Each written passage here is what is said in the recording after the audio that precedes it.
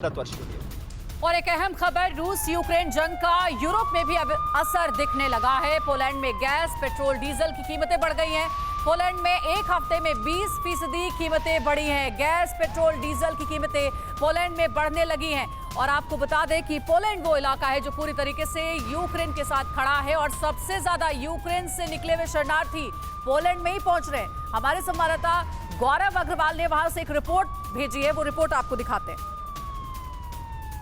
देखिए, इस वक्त मैं पोलैंड यूक्रेन के मेडिक बॉर्डर के पास शमिस्ल शहर में हूं, जहां पर एक गैस और फ्यूल स्टेशन पर हम हैं। और मैं आपको यहां ये बताना चाहता हूं कि इस वक्त यूक्रेन क्राइसिस का असर किस तरह से यूरोपियन कंट्रीज पर पड़ रहा है। फ्यूल को लेकर न केवल फ्यूल के प्राइसेस, गैस के प्राइसेस बहुत ज़्यादा बढ़ गए हैं, बल्कि यहाँ पर अब कोटा तय कर दिया गया है, लिमिट तय कर दी गई है गाड़ियों की कि एक दिन में वो कितना पेट्रोल, डीजल या फ्यूल ले सकते हैं।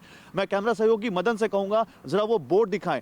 ये आप सामने देख रहे हैं, यहाँ 5 रेट्स दिख रहे हैं। ऊपर जो 95 सबसे पहले वाली रो है, ये पेट्रोल की रो है, जो 6.30 ज़्लॉटीज यहाँ पर जो पॉलिश करेंसी है उसमें उसका पर लीटर का रेट दिखाया जा रहा है।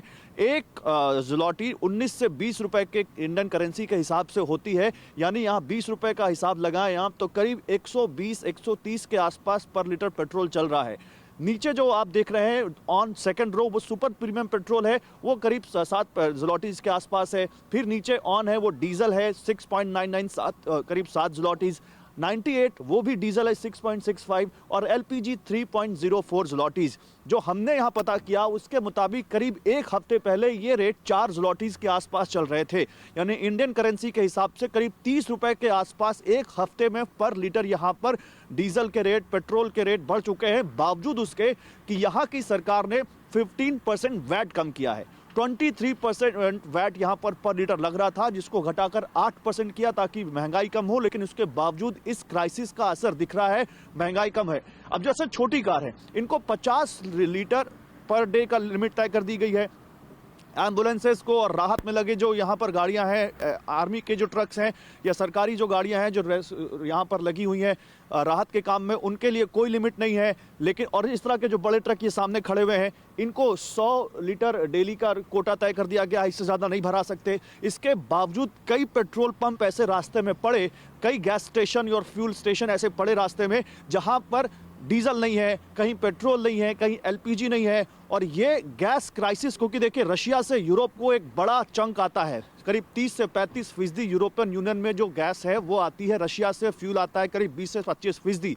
और यूक्रेन क्राइसिस की वजह से अब बिजनेस बंद हो रहा है, यूरोप अपने आप को रशिया से काट रहा है और उसका असर तमाम जानकार कह रहे हैं कि अब यूरोप पर पड़ना शुरू होगा और वो दिख रहा है। यहाँ कई लोग हमें बता रहे हैं कि वो महंगाई महसूस करना शुरू कर चुके हैं।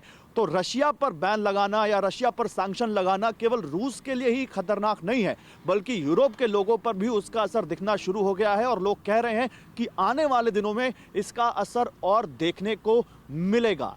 कैमरा सहयोगी मदन के साथ गौरव अग्रवाल, यूक्रेन पोलैंड बॉर्डर शमिस्ल से TV9 भारतवर्ष के लिए।